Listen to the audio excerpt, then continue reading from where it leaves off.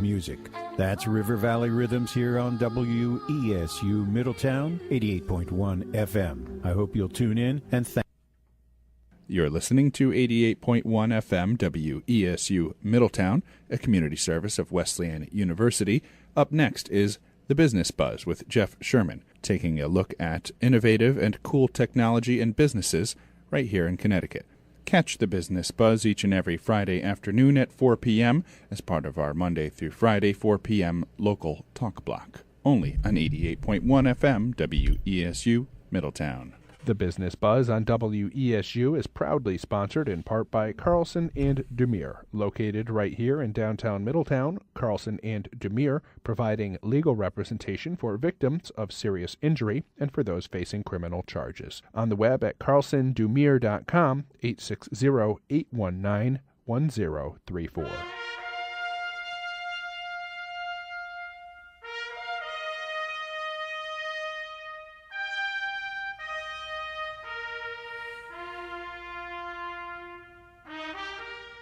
And welcome to another edition of The Buzz.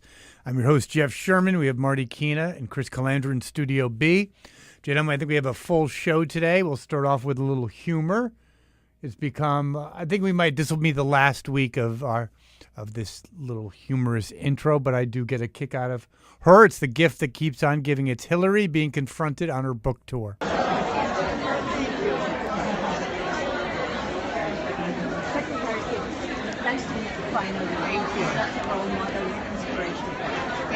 A lot to me. Thank you so much. Hi. Hi, it's so great to see you. Well, it's great for you to be here. Thanks for having me. Thank you for coming. Thanks for having me. Oh. So the American people would really like to know what happened to your 33,000 emails? What happened in Benghazi? Go read the book.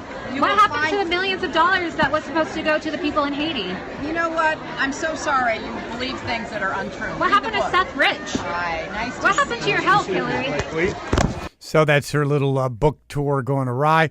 But do think it's a little humorous. You know, Marty, that she actually, because of this attention, is starting to think that she can actually run in 2020. What do you think? I think anybody could do whatever they want, but I think it would be a mistake for her because she's got too much baggage. She would never be able to escape so many of the issues that still surround her that, you know, it would be more defensive than offensive in terms of being able to propose any kind of movement. Mr. Calandra?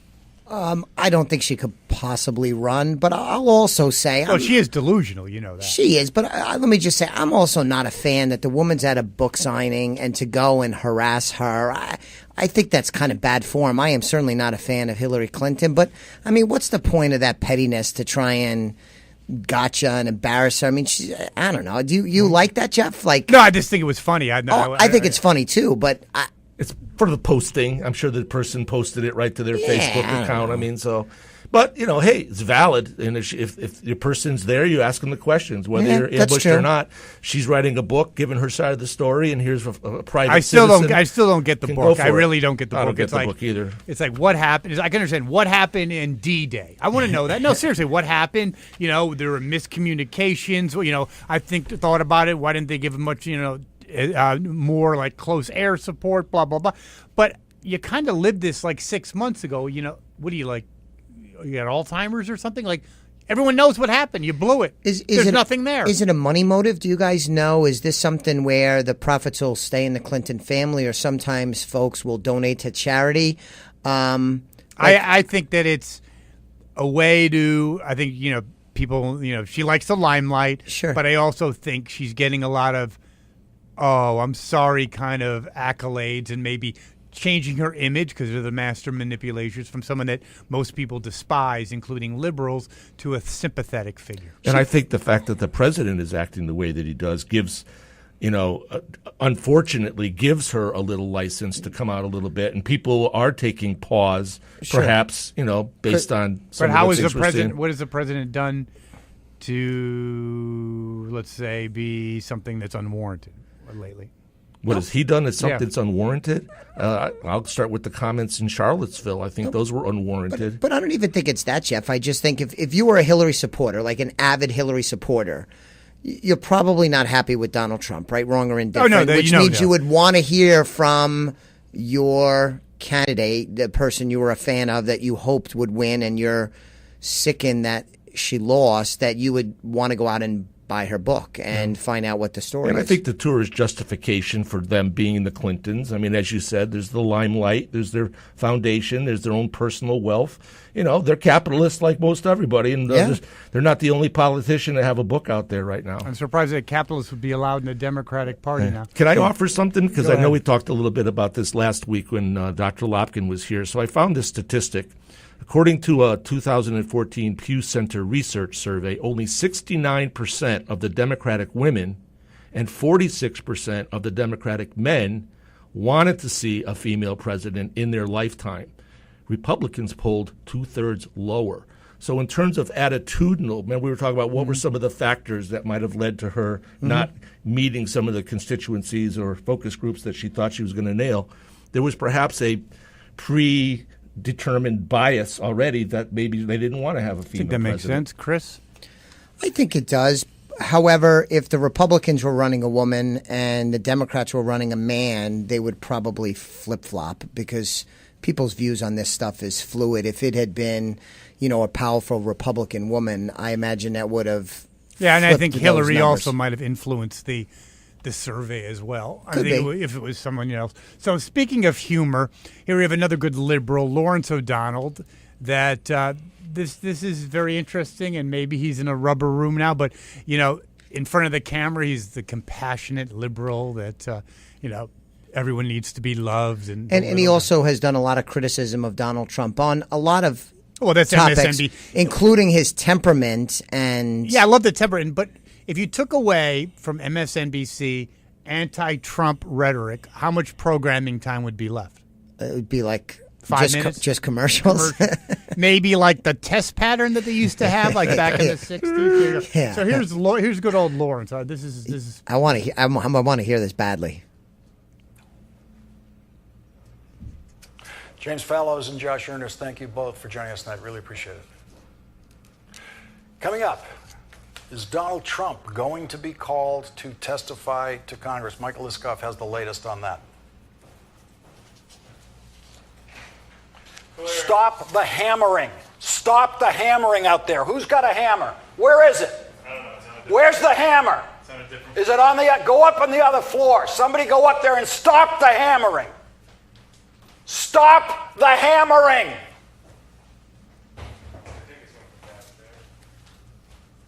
I'll go down to the goddamn floor myself and stop it. Keep the goddamn commercial break going.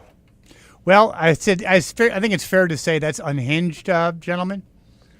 Well, the guy's a perfectionist. What can I say? Yeah, I will say, and We deal with it all the time here in Studio B. right, they obviously don't have the professional staff we do. It's crack. But I would say, having looked at the headlines, and I was anxious to hear that, I was actually a little disappointed. That's Oh, no, not no. I can't so play bad. on the air. It wasn't like network. Oh, no, that's the only part I can play that's on the air. the clean part. Yeah, no. Oh. He's 8 minutes of Oh, him my. literally getting up again and going, what the effing, what the hell are you? And he comes down on his staff. Oh, yeah, and the funny thing is the Okay. staff leaked it because it wasn't, Probably everyone not the can- first time. Yeah, and it's Lawrence O'Donnell, the big lib. Oh, yes, and Trump's temperament. What's, he's unhinged. All right. So we need the listeners, and I need to do this too, is to go listen to it's the raw hysterical. footage. It is one of the best of all time. It's like totally unhinged. Is It's it like in network. Is it? Oh, yeah. Is it more impressive a tirade than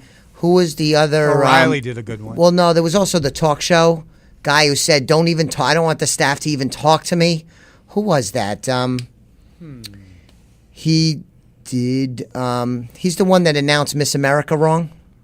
Miss America wrong. Oh, pageant. yeah, the guy, the African-American guy. Yeah, he Harvey, was in a Steve Harvey, tirade. yeah. Steve Harvey, thank you. He was in a tirade where he literally said, "I don't want the staff to even say hi to me" or something like that. It was so bad. I love it when a guy like that probably have modest means to begin with, and now all of a sudden he gets some King power of the hill. and he just goes nuts. It's Yep. hysterical. Payback is hell.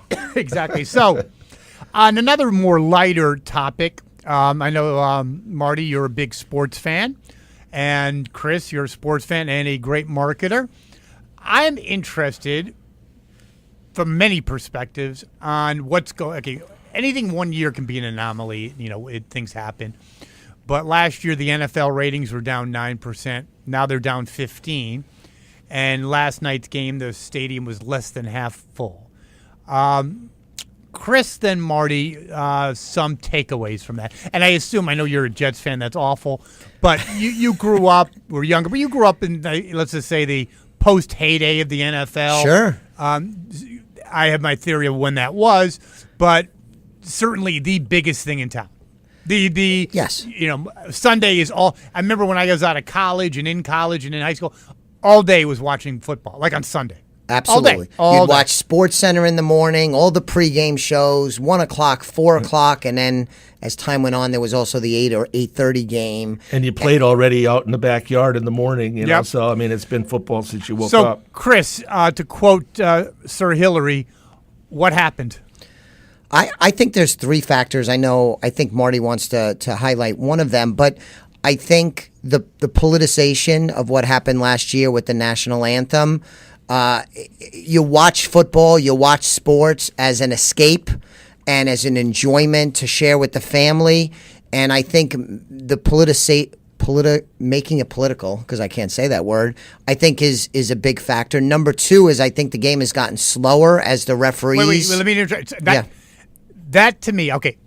I love this. Is great, and you're on fire two weeks in a row, Chris. Yes, that was a great. No, the week before Lopkin, you were on fire.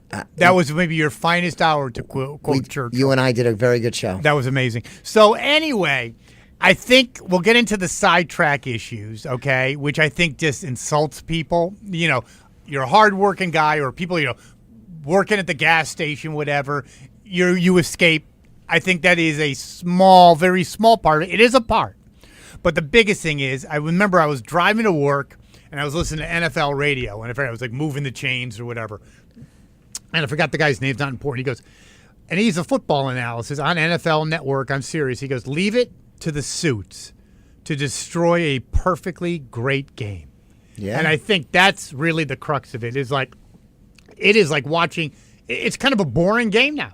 Illegal use of the shirt. Absolutely. 15 yards. Well, let's get the replay. Oh, wait, his toe isn't. Yeah, his toe is in bounds. It's like, I know it sounds weird, and I grant you it's weird. Just watched a game on YouTube from like the 70s. It's one of the old Monday Night Football when you were just a little tot.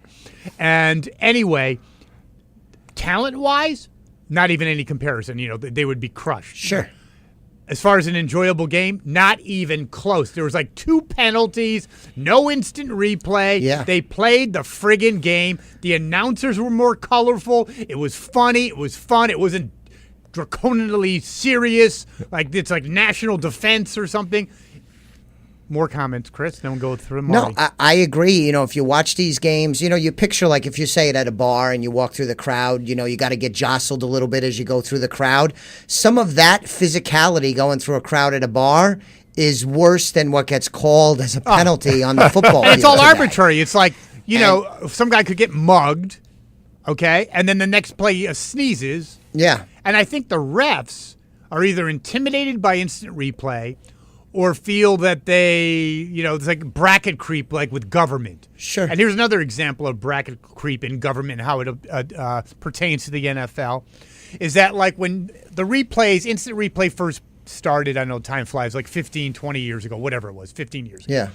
It was, I would be all for it. It was every coach has 2 challenges a half. Yep. And if they lose a challenge, they lose a timeout and the challenge. They now review. I believe this is true. Every touchdown, every scoring play they review. So somebody could get the ball and run 98 yards, cross the goal line. That even if you were blind, you would realize it was a touchdown, and they review it. Yeah. So it's become this like it is. This. I don't even a vanilla product. It's just sterilized of any type of human. It's like seriously, you could get to the point you could have robots playing. And you know why they did that, Jeff? Gambling.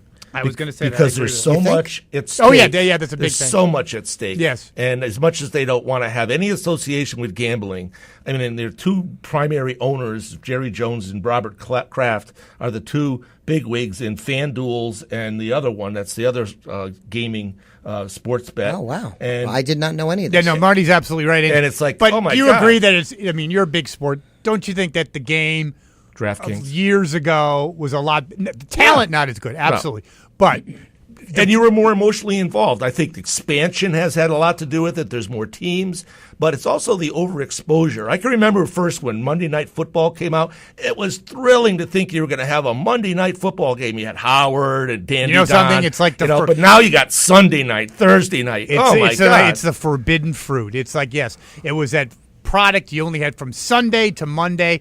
And I Lopkin actually said this weeks ago. I believe, and you just confirmed that, Marty. It's overexposed. Mm-hmm. And I'm telling you, Chris, I was a guy I could watch. Now I wouldn't waste a Sunday doing it. But if it's Sunday Night Football. When it first started, I don't care if it's like the Chiefs and the and the Bengals. I would watch almost the whole. It's football. Yeah. Now I watch like bits. It's almost like the Major League Baseball effect. I used to watch huge. I played baseball, huge baseball fan, and now I can watch like 2 innings, and then I'm good. Thank you. Mm-hmm. So we agree about the overexposure. I think we all agree about the refs becoming too involved and the replays. But I don't think we could overlook the fact that this has happened at a time that coincides with Colin Kaepernick changing things with deciding not to stand up during the national anthem. And I think that's had an impact too. The social awareness, social consciousness. Yeah. So what do you think about that impact? I think that it doesn't help.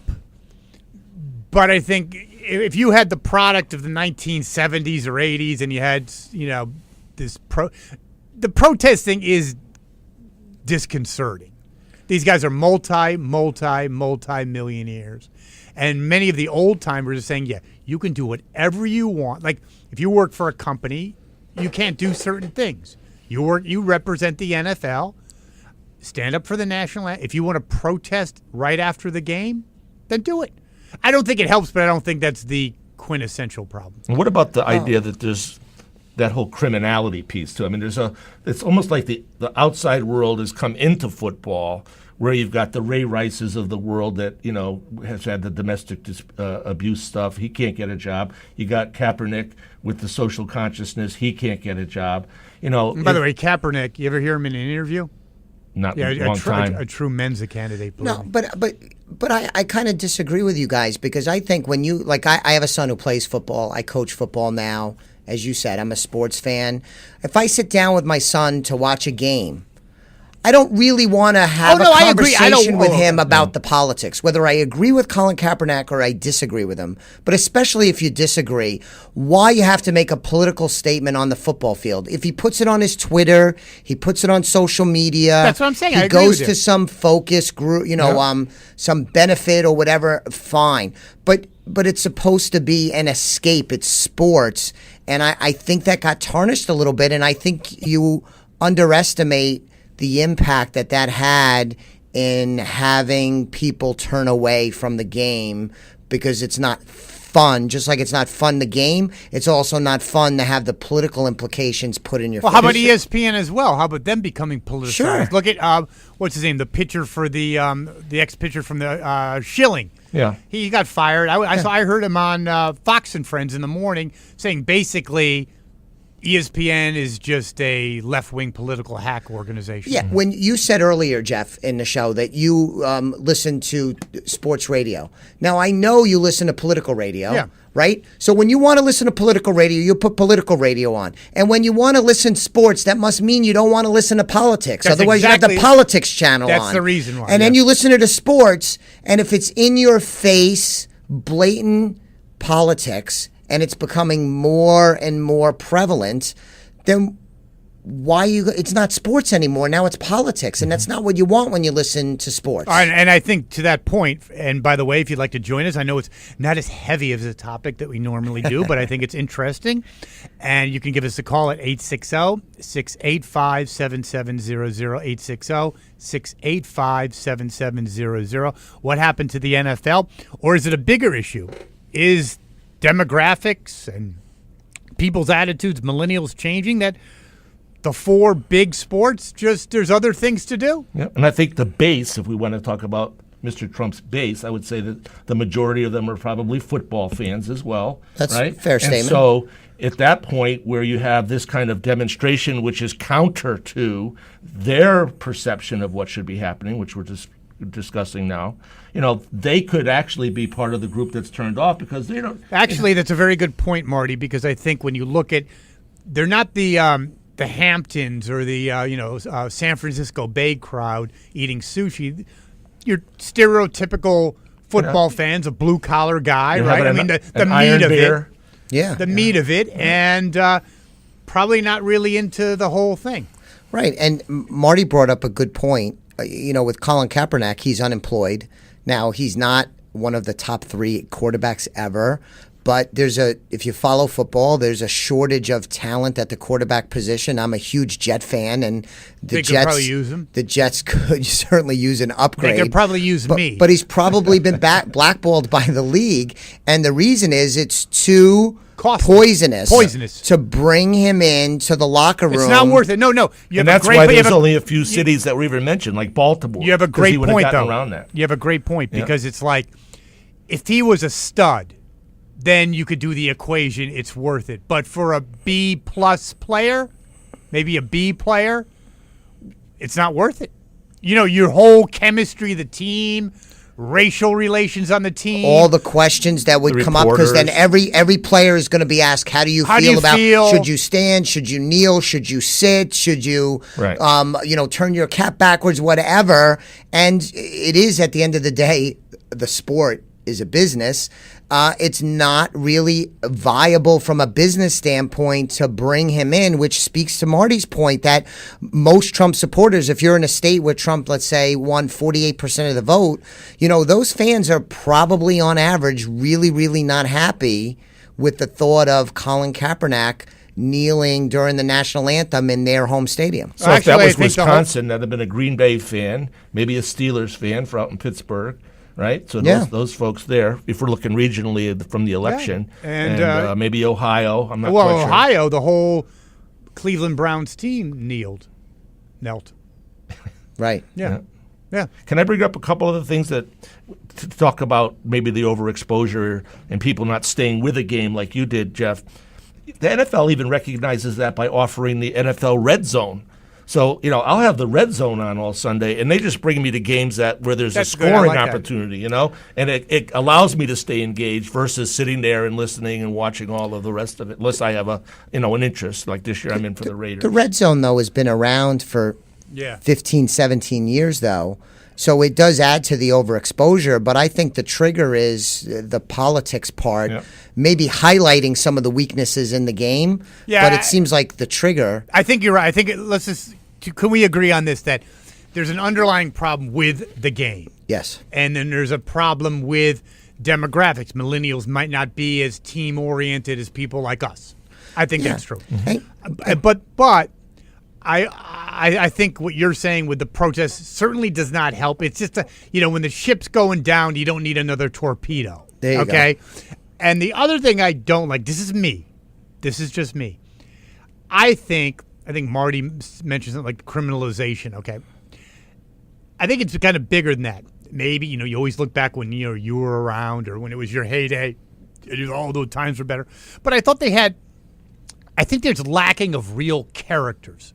Maybe because they don't exist, or because the league is trying to make this so sterilized. I think it's the latter, yeah. Okay. So you don't get like a guy like Dick Butkus who goes, yeah, it's too bad I hit him hard, but I wanted to really kill him. Yeah. Like, the last one was Ray Lewis. Yeah, or like, some. By the way, playing with Ray Lewis, literally, if I had that opportunity, I would say, Ray, you're a grown man. Okay, we're all adults. Play the game. You don't have to go freaking out like a whack job. Okay, just play the game. Don't worry. Would you say that to Dick Butkus? Which is probably why you're not. Dick Butkus didn't do it. Ray Lewis. He's a freaking nut. But I was thinking. I thought you were driving more towards I could get interviewed by an ESPN sports reporter and play an NFL player. What do you think? Well, it was a good game. There's still things we could work on, and we got to get ready for Buffalo next week. Yeah. I mean, so it's all corporatism, plain vanilla. That's the other thing I was going to say. Chris, you nailed it too. one of my things I have a real aversion to is the whole corporatism of the communications. It's all this crap. They come up with a new name, a new buzzword, and they had come up with football intelligence, all these buzzwords, and they can say the same friggin' same interview over and over. Are you going to give it 10%? No, I'm giving it 120%. Okay, great. Next, it's like that's right. Boring. Because like in the politics and sports, all the messaging that comes out of sports teams is through their PR department now. And so to the point, like we've said, I'm a New York Jets fan, so I'll read online the New York papers, like say the New York Post and the Daily News. And if you read one article about, say, the Jets in the New York Post, it's the same article in the Daily News. Yeah. It's the same messaging. It's not anything original or special, and if you read like one of the Long Island sports pages, it's the same thing. It's the same article because it's put out by their press department. Another thing, like Marty was talking about FanDuel and fantasy sports, I think it's separated the players from the game. Like, in other words, I think fantasy football might be as big as football. Oh, yeah. Okay? So, I mean, I'm sounding like a dinosaur, but tough. I think it's like when I was a kid, like you'd follow a team, someone was getting a little older, a new quarter. Now, even with the free agency the way it is, and the whole thing about just coming and going, teams lose an identity. There's nothing really. Right. They're just interchangeable cogs. That's right. And There's nothing there. And the way they're picked for fantasy, it's that way anyway. So you're watching the quarterback from Oakland, and then you're looking for the wide receiver from the Philadelphia Eagles. But you know something? I think it's all great because I love the underdog. I love people that have groveled in their guts. They make it like a Lopkin, all that kind of stuff, right? Yeah. But it can't happen to a nicer bunch of dopes. I love the whole thing. It can't disrail quick enough. Overpaid, overhyped, over everything. And it's just and the thing you mentioned, Chris, about the whole thing about the hype, I agree. Because when I watch these interviews, I go, oy. I mean, it's so uninteresting, so boring, and just so crappy. The same thing over. Nobody ever says, I hate that team, and I can't wait to play them because I want to smash them. Yeah, I want to rip his head off. You can't make a guarantee. You couldn't say, like, I guarantee we're going to do this, like Joe Namath did. Yeah. You can't do that in today's world because the head coach of the team would be like, you can't do that. And I wonder something else you said. I wonder with this whole ESPN, basically just the rest of the media, another arm of the Democratic left-wing party. I wonder if you had a guy like Butkus or had a guy like Hacksaw Reynolds, I wonder if the whole politically correct machinery wouldn't convolute that to some kind of racist thing or something of that nature. I think in other words, like politically charged. Like a Mike Ditka, who, that's who I was going to bring who up. is old school, but not as old school as Dick Butkus. Yeah. I don't think, Mike Ditka didn't go on ESPN so that he could talk politics. No. He was they a wanted sports him just to enthusiast. Be Mike Ditka. He was a football enthusiast, and he was a character, yep. including, remember the time on the sidelines, Marty, where he apparently lost a bet to one of his coaches? He takes out his wad of money, he starts paying off the bet. That today would be He gone. was so much of an icon that he was a part of the bit on Saturday Night Live. Yeah. Let's see what our caller has to say. Caller, are you there? Hey, yeah, how you doing, guys? Good, very good, very good. I love your show. Thank you. I try to listen to it every Friday. Good, good for you. It's good for you, by the way. You guys, but sometimes, man, it kind of goes off of me. You were just talking about the football player, right? Who was kneeling, and very, very interesting, the perspectives. There were different perspectives. All y'all didn't give the same perspectives, but, that would not be Muhammad Ali, man, if sports people did not take a stand sometimes. They have the biggest audience in the world, man, Okay. One thing I think when you're saying something, I think that what I was thinking about, sir, is that when you're talking about everything's vanilla, like in other words, corporatized, I think Kaepernick would kind of go against that because that is individualism, isn't it? Well, I wouldn't say it is. I think the Browns, the whole team kneeled down and nobody got fired, or nobody got, dropped off, or, this is we're in a serious time here in this country as far as race goes. I think, I don't know how old you are, it's none of my business, but. Yeah, I can tell you, I'm 60 years old. Okay, have you ever seen it this bad? Maybe in the 60s? I've seen it this bad. Yeah, I was born in 1957, man. Okay. You know, I've seen it this bad. I've seen it worse because nobody's rioting anymore. I was going to say, right now we're not burning our cities down. Well, you kind of are. Right. No, we're not. You know, but there's a reason for that too. There's a reason for that. We are protesting. We're out in, they're out in the young people out in the streets, but they're not burning anything down anymore. So, Can I ask you a question, caller? You mentioned Muhammad Ali, and you make a good point. But can you just speak to my thinking on this? Is that although Muhammad Ali was very influential with his statements about public policy of the day, and some of it controversial, he didn't do it from the boxing ring. He didn't do it with his gloves on, with his boxing gear on.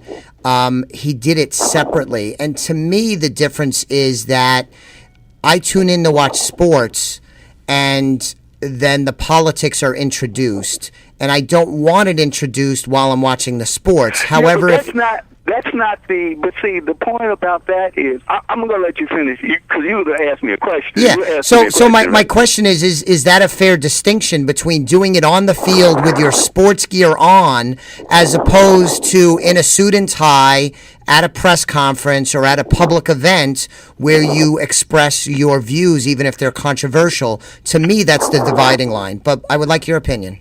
Well, I don't think there is one. I don't think there should be a dividing line. It's because it's not him that's basically promoting the angle of, well, he did this and we put in the light. That's the media. Okay, he could have done it. Nobody could have said nothing about it, and nobody in the football was. Why is he kneeling down and said we did like a thing in high school? We wouldn't salute the flag in junior high school, man. Say that again. I didn't miss that. What's that? I said we wouldn't salute the flag in junior high school, because back in the day, I'm 60, they had you doing the thing in high school, you know what I'm saying? So we took a stand against that, but they didn't throw us out of high school. That's the media putting the light on that. The media could have just said, and then do you think I got that? Do you think Kaepernick is being blackballed? Yeah. Oh, hell yeah. Yeah, I would say that's kind of obvious. Now, on a little lighter note, because it is a nice day out. Yeah. About the game itself, were you a rabid football fan when you were a youngster? No. There you go. So I can't comment on it. I would wanted your opinion on the game. Do you think it's? I think it's been Chris, and I think Marty. All of us think that it's become too corporatized, too sterile. I did play football though when I was young. There you go. Okay. You played it. You didn't have to watch. You made it happen. Yeah, I played football when I was young, But I think from you guys, because you guys were talking about this last week, I believe. You said something about football.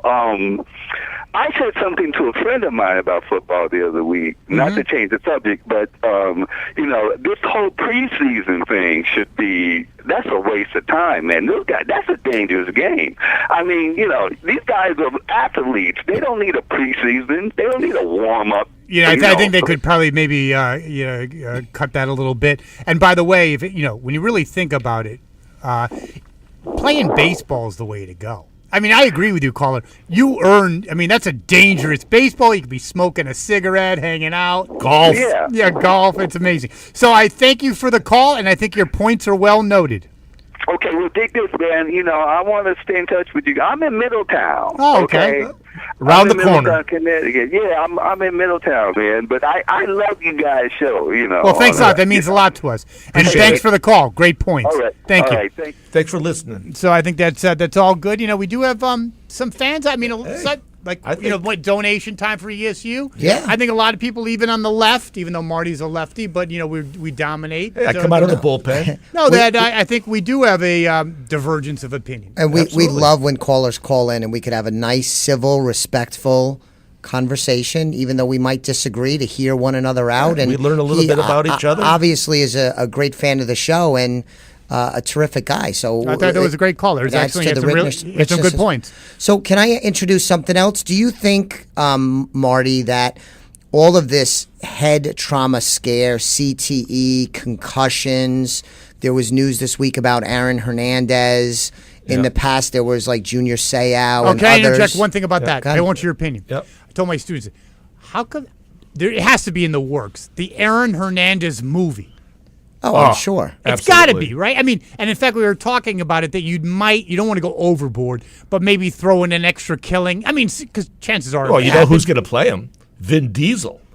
I like that. That'd be an excellent movie. Yep. So I think Vin would fit right in there. So do you think that health scare part of it is having an impact on the NFL's viewership decline? I don't think it has right now. No, I don't have anything to do with that. But I think in 10 years, when you think about 10 years from now, our 12-year-olds will be 22. They'll be looking at maybe going into the NFL after their college, and I think there'll be less of them because of the sheer lack of players. I agree with you 100%.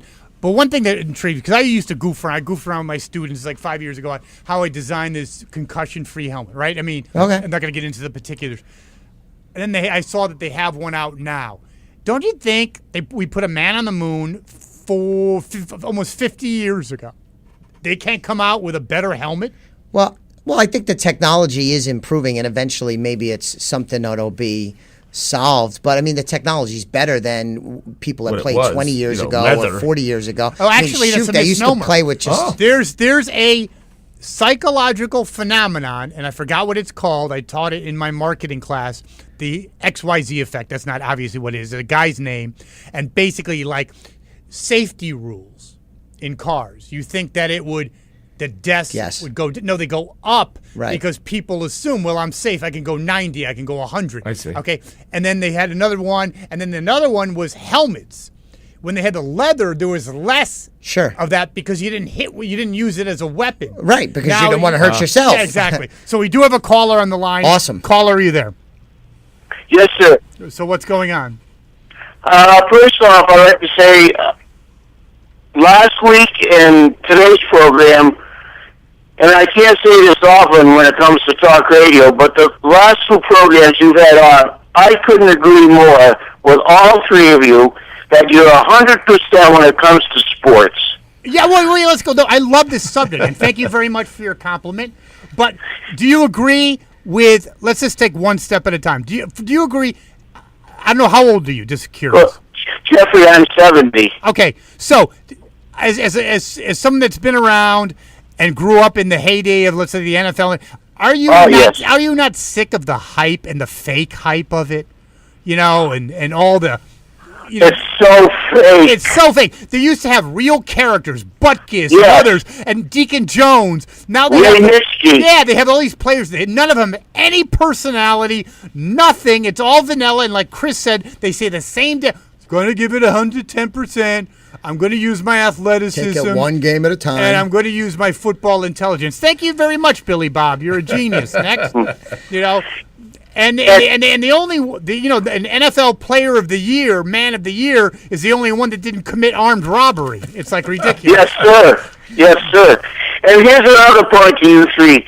You know, I'm 70, and I remember every Sunday we had a ritual. We were old-fashioned, I guess. You know, we'd go to church in the morning, and then my mom would cook a nice dinner for us, and Dad and myself could sit down and watch. We only had one game then.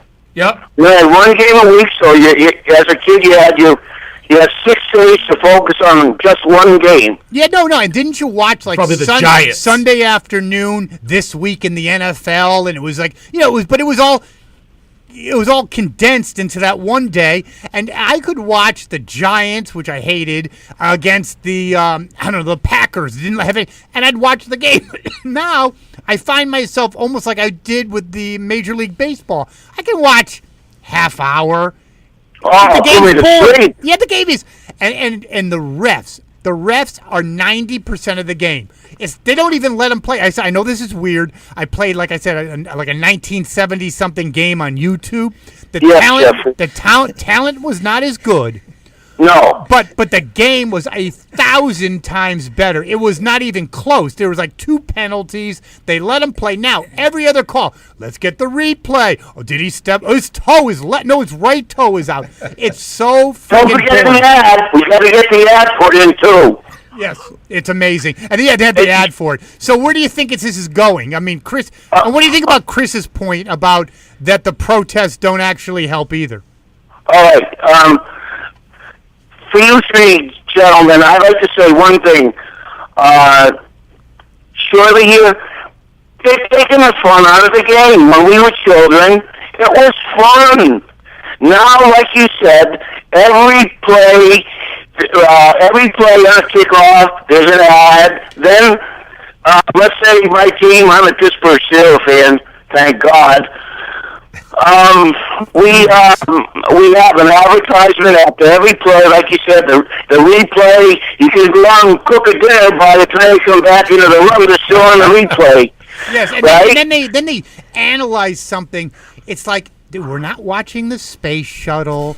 Yeah, rocket science. The guy ran 5 yards. You don't have to talk how he uses physics. He doesn't even know how to spell physics, okay? There's no physics. So fake. My God. And the only thing that's missing today are those great old TV tables that we used to sit right in front of our chair and sit there on Sunday. And when Mom would bring in the pot roast, That's it, Marty. There you go. Well, thank you very much for the call. I appreciate All it. right. Thank you. Can I just say one thing about the? You asked me about the Colin Kaepernick thing. Go ahead. Okay, I'm a veteran. Okay, like that means a lot. But when he something to me. Well, this is my point. When he first did it last year, I thought it was okay. But as the year went on, what I realized, listening to you last week and this week, is what he should have done is, like you said, he should have done it off the field in a setting where he could express his views off the field.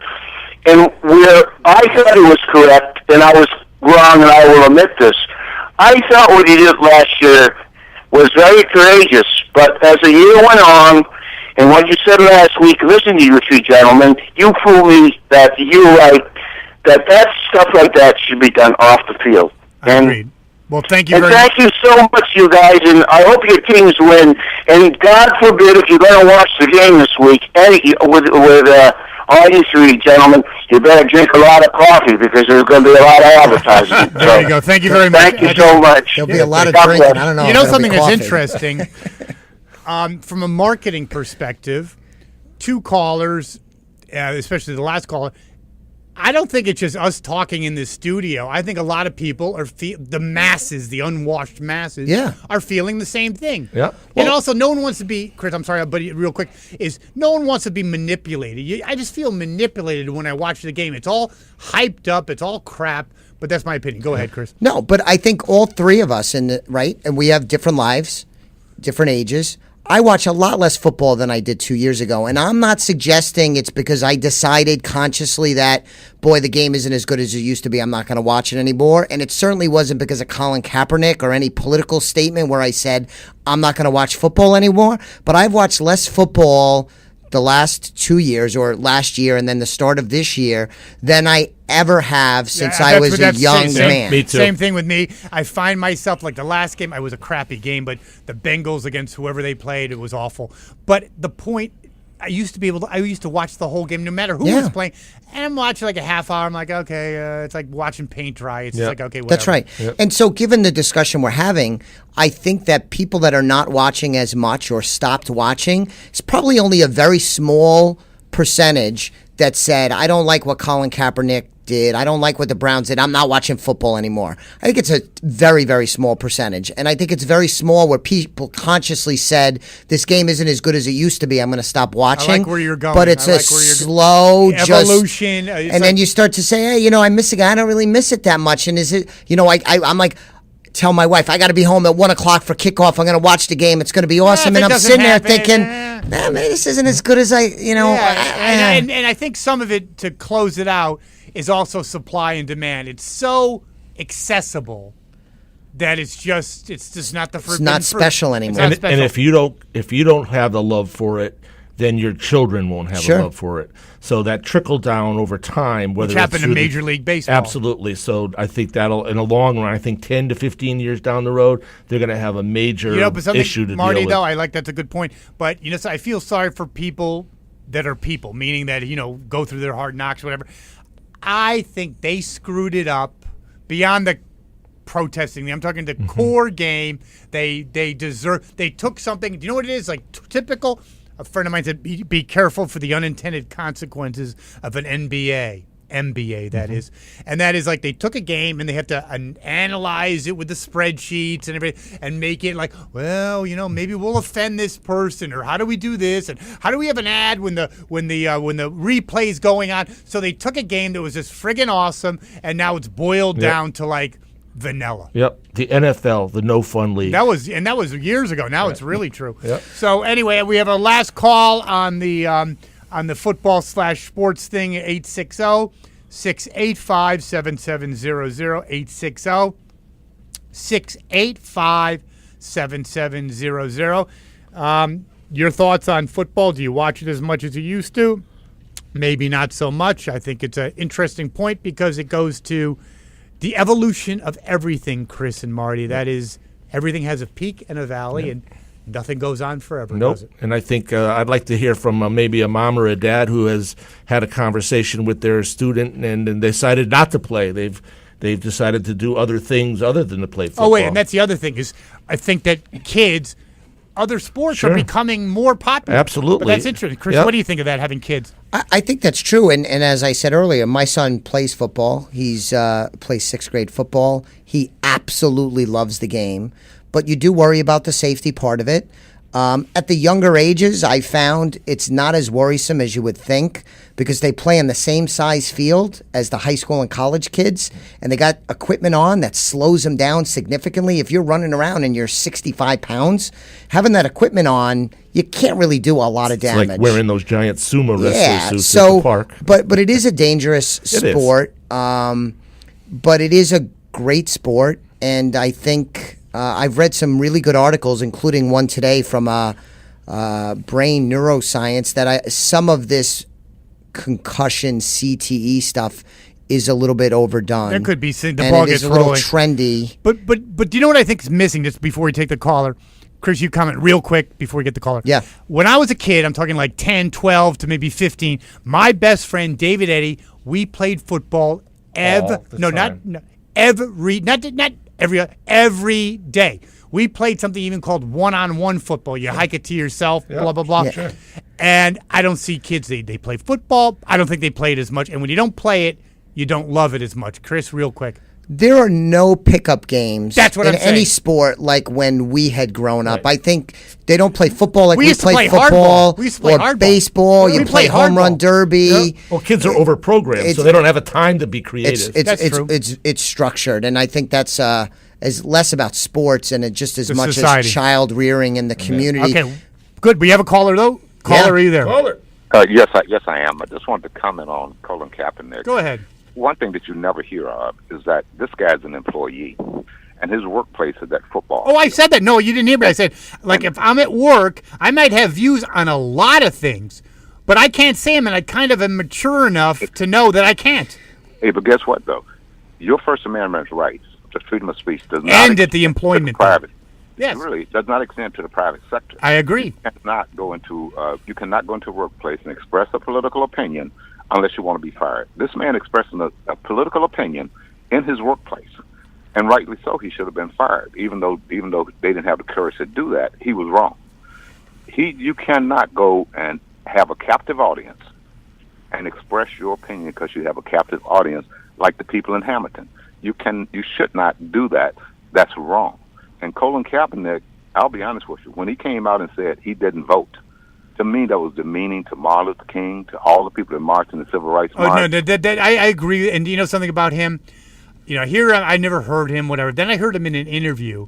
Like I said before, he's not exactly a Mensa candidate.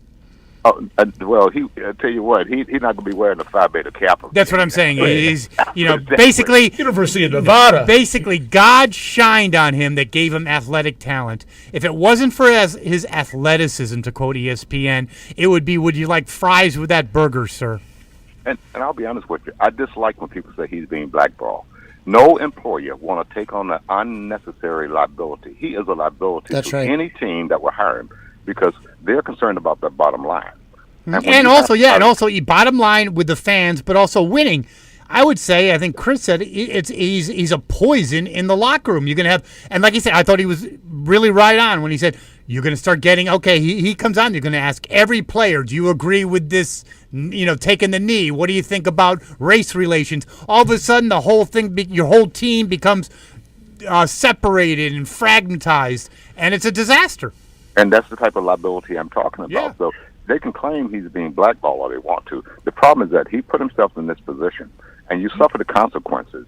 It's like Muhammad Ali. He knew the consequences that he was going to suffer, and he suffered them. But he made a point. He stood up for principle. This guy's not standing up for principle. Well, you know something, maybe because it's just the time. I thought Muhammad Ali, first of all, there's a show on Vietnam, and that's another topic. That is the new Ken Burns. That is beautiful, amazing, and you said it, Chris. The level of incompetency, and Johnson was a bonehead, a moron. Okay, but the point is, Muhammad Ali protesting the Vietnam War. Hey, I'm on board with that, but I guess I don't see the direct correlation. Do you know what I'm saying? But he did it on his own time. True, but I think the cause. I think he really had passion for the cause. Kaepernick's getting paid $20 million a year. I don't see him suffering. And guess what, though? Now you look at him, and you mentioned something else on your show as well about the brain neuroscience. Have you ever noticed that when they put out those numbers of how many athletes that play football suffer, but they never make a comparison to the general population? They have not done a study in the general population of how many people in this general population who never played football suffer from those concussions. That's right, and that make that whole study suspect. Let me just add, it's also selection bias because the people that they've studied, the players that they've studied, or former players they've studied, are ones that were having trouble. But if your father played football in the NFL for 17 years and was perfectly fine and passed away, you don't submit him for the study. And so it's selection bias. It's not. We really don't know what the real numbers are, and some of this hype is probably, in my opinion, very much overdone. Well, you're absolutely right, and that's tantamount to comparing the professional football players who have assaulted women. That's tantamount to you saying this percent attack women. Therefore, they all attack women. No, I would agree. I more than appreciate your call. Great points, but we got to do things in the news. Have a great weekend, sir. Yeah. So Marty, awesome, let's great do. Calls. We had three phenomenal callers. Let me just say, gentlemen, this was truly an enjoyable. Truly an enjoyable show. Heck yeah! It wasn't. It was excellent. So go ahead. One news item, then buzzwords. Okay, one news item. I'm going to go with a statistic here. We're going to stay lighthearted here. That the Grateful Dead musical has gotten to go ahead for Broadway, and maybe we can get a Buzz road trip. Maybe we'll have a Buzz road trip. Are you allowed to do a lot of the extracurricular stuff in the Broadway theater, I think that's or no? going to make quite a line in the lobby. Let me just How do you say flop? Anyway, let's get into buzzwords. Okay. Self-deportation. Well, Romney brought that up, right? Yeah, but that's one of those modern terms that just is completely nonsensical. What a stupid term. It means I can do better somewhere else, and I wasn't supposed to be here in the first place. There you go. Next. Sports diplomacy. I mean, we're talking sports, but can't sports bring people together? Didn't we do that with the ping pong? Ping pong in the 70s, I would agree. But what about now? What can we do? What are we using? Basketball? Send Kaepernick over. It'll help a lot. Next. Stadium protective netting. With the baseball. Oh, because in the Yankee game, this 1-year-old, I think it was a girl, right, got hit with a line drive, got hurt badly. You know what struck me, and I mean it's obviously a terribly sad thing, but why would you bring a 1-year-old to the game? And I'm not saying because they would get hurt, but I'm just thinking that's not where I would take a 1-year-old. Well done. Daycare. Real quick. University endowments. obviously. Harvard's got $37 billion. You know, I'm a big fan of Malcolm Gladwell. He's wrote some very influential books. If you look at some of his stuff, he's on the warpath of these endowments that have so much money that they're really not helping the students. What do you need $37 billion That's right. for? Why not free tuition? Big liberal organization. Obviously, they say something and do others, right? Yep. That's what they do. Right. Gentlemen, a stellar A+ show. Thank you to the callers. That was a fantastic show. Great callers. And we will be back next week with another exciting edition of The Buzz. One last buzzword. Hurry up, quick. We're going to go with FISA warrant. Well, we'll get into that in following That doesn't week. qualify as light. There you go. All right. Have a